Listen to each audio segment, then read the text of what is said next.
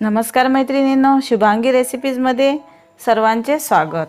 सर्वांना गोकुळाष्टमीच्या शुभेच्छा। गोकुळाष्टमीनिमित्त खास सुंठवडा बनवला जातो, तर आपण आजच्या रेसिपीमध्ये बनवणार आहे सुंठवडा। आज आपण बनवणार आहे गोकुळाष्टमीच्या दुसऱ्या दिवशी खास प्रसादाकरता बनविला जाणारा गोपाळकाला।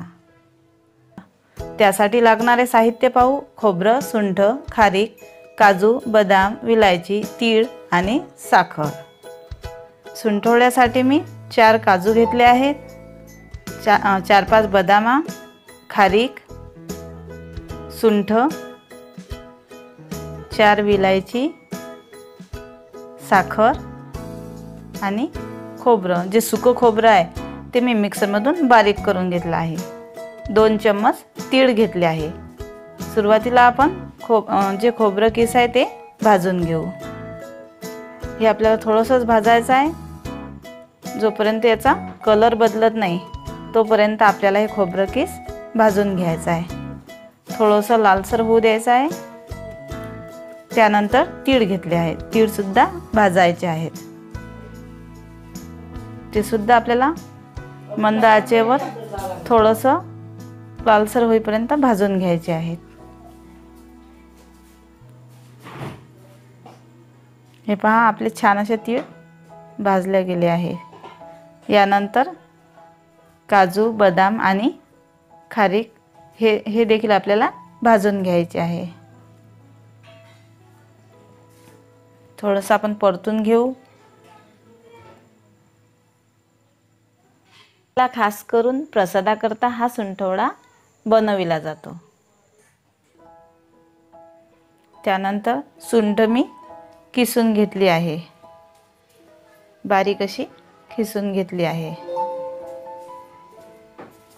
आता हे सर्व साहित्य आपल्याला मिक्सरमधून बारीक करून घ्यायचे आहे।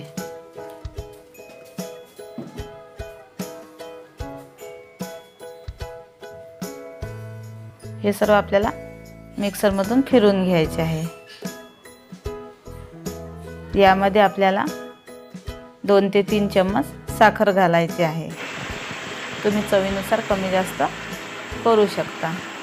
आता हे सर्व आपल्याला मिक्सरमधून फिरून घ्यायचे आहे। हे पहा, आपला सुंठवडा तयार झाला आहे। चवीला देखील हा खूप छान लागतो। आज आपण बनवणार आहे गोकुळाष्टमीच्या दुसऱ्या दिवशी खास प्रसादाकरता बनविला जाणारा गोपाळकाला।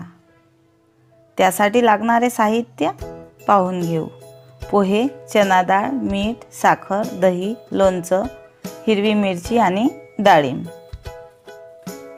गोपाळकालासाठी आपल्याला पोहे घ्यायचे आहेत, त्यानंतर भिजवलेली चना डाळ घ्यायची आहे, दही घ्यायचं आहे, साखर घ्यायची आहे, थोडेसे डाळिंबाचे दाणे घ्यायचे आहेत, 2 हिरव्या मिरच्या घेऊ, थोडंसं लोणचं घेऊ।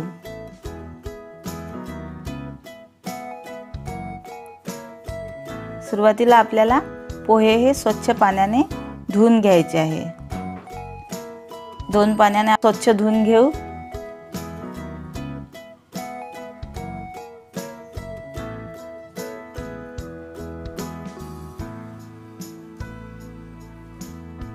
पोहे घेतलेले आहेत।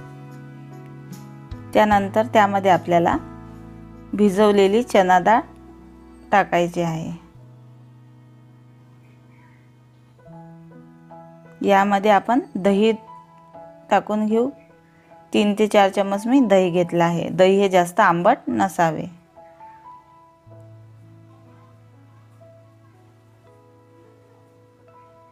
त्यामध्ये 2 हिरव्या मिरच्या घेऊ, त्यानंतर डाळिंबाचे दाणे टाकून घेऊ।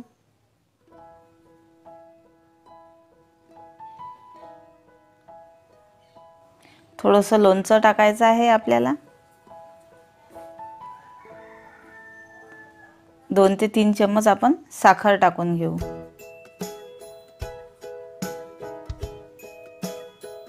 हे आता आपल्याला सर्व मिश्रण छान असं मिक्स करून घ्यायचं आहे।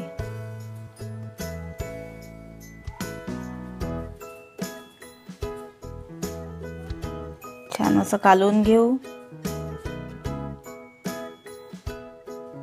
त्यामध्ये आता चवीसाठी थोडंसं मीठ घालायचं आहे। पुन्हा हे छान असं मिक्स करून घेऊ।